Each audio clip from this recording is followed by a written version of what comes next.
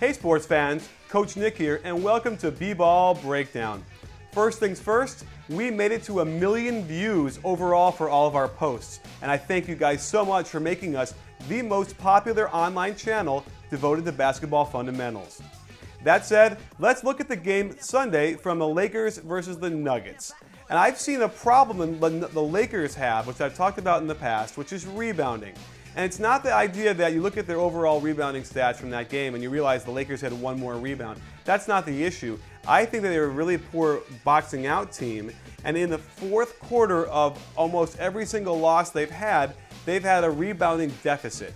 And that is a key to beating the Lakers.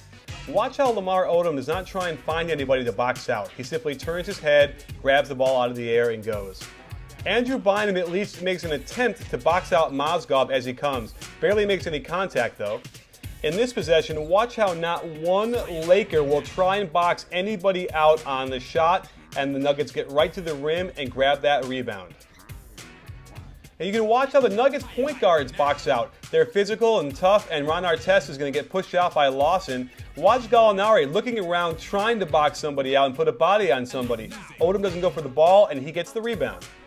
Again, no box out for the Lakers, and they get lucky that Nene pushes the ball out of bounds. Again, Artest tries to box out a little bit, but Kobe doesn't find his man, doesn't put a body on him, and they almost get that rebound. They're lucky that it gets knocked off of Chandler's foot. Watch how Nene and Kenyon Martin put their body on people to box them out. So it's not like Pau never boxes out, but it's pretty few and far between. Let's talk Mamba mode. Kobe brings the ball up and Gasol screens for him, and they're not in their offense. They do a nice job hedging and getting the ball out of his hands.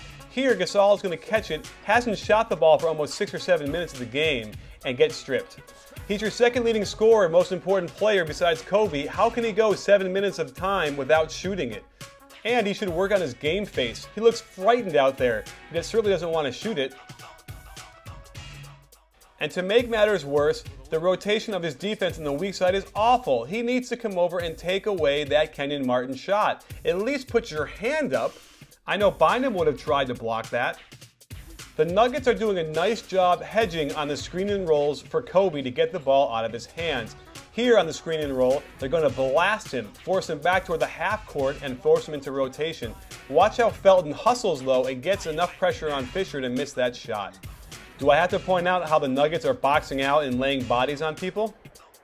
Here's the high post out of the triangle they love to go to in the fourth quarter where they screen for Kobe. Lamar Odom should be screening down and getting out of the way. Instead, his man gums up the works of staying there, and to make matters worse, he burps up a long three-pointer with 10 seconds to go on the clock. And then it's his turn to screw up the weak side rotation on the screen and roll. He needs to take Nene on that roll all the way and not let him shoot the ball at the rim. If he doesn't let him do that, then Kenyon Martin doesn't get the air ball and tip slam it back in. Here's where the pressure overwhelmed the Nuggets and the wheels started to fall off for them. Really bad miss by Kobe. The ball ricochets out and it's a scrum. That's okay. Gallinari comes out with it. He gets fouled, but they don't call it. They're on the road, and instead of throwing the ball off of Artest out of bounds, he throws it right to Kobe instead for a turnover and a foul. So Lawson is not in, Felton is, and he can't seem to handle the intense pressure by Derek Fisher. They blast him on the screen and roll. If you watch, Kenyon Martin's going to call a timeout before he turns it over.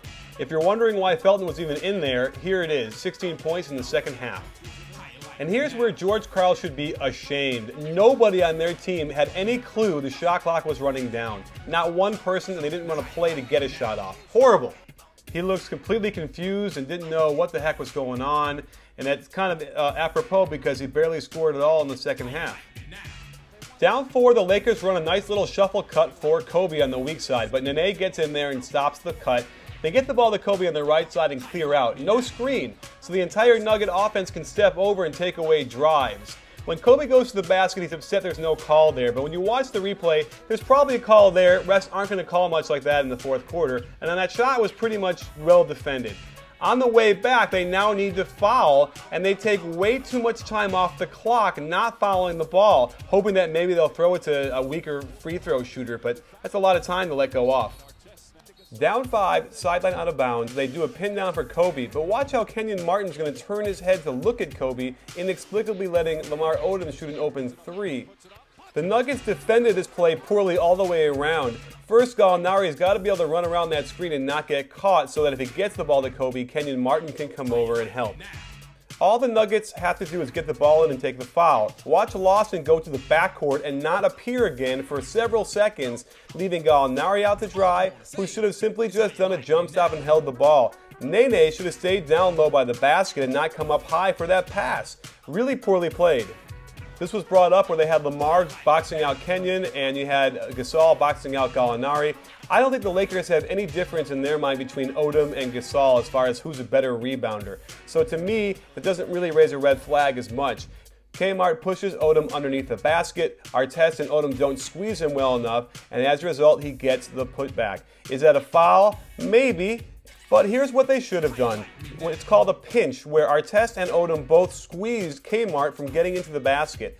When they don't do that, Odom gets pushed down, and that's the game. So there you have it, folks. I hope it's pretty clear that the issue the Lakers have in my mind is that they're not a fundamentally sound rebounding team. But when you have Odom, Bynum, and Gasol in there, they're so long, they're just going to reach up and grab rebounds. And it works pretty well, except for some of the really good, tough rebounding teams. And Denver is definitely one of them.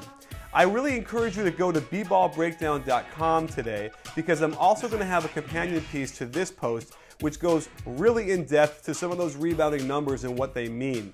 I'm also going to touch upon the number of shots Kobe takes with respect to his teammates. He took 32% of the shots and 7 out of the 21 in the fourth quarter.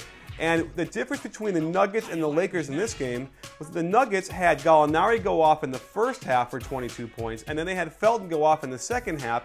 And so when you get down to crunch time, the defense isn't quite sure who is going to have to take that shot.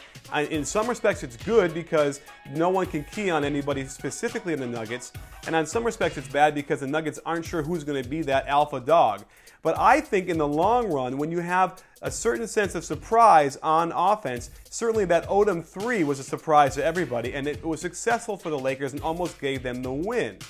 So I went through a lot of numbers and looked at how Kobe scores, and it's clear that he has to keep that percentage down to be the most efficient player and to give the Lakers the most chance to win. So it's fourth quarter rebounding and Kobe's percentage of shots as compared to the whole team. Well, thanks for joining us. Please visit bballbreakdown.com. We've done a complete redesign with lots of great information for you guys. So let it be a destination to find a lot of great articles, stats, standings, and information from me and all of our old posts. So thanks for joining us. Again, thanks for making us the most popular online channel devoted to basketball fundamentals. And don't forget, at B-Ball Breakdown, it's not a channel, it's a conversation.